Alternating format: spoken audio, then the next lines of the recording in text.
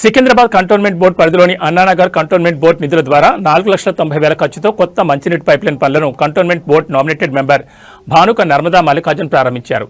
ఈ కార్యక్రమంలో BJP ward అధ్యక్షులు అరుణ్ కుమార్, మహంకాళి జిల్లా ఉపాధ్యక్షులు బిఎన్ శ్రీనివాస్, కంటోన్మెంట్ మహిళా మోర్చా కన్వీనర్ వినోద, వార్డు మహిళా మోర్చా అధ్యక్షురాలు అనురాధ పాల్గొన్నారు.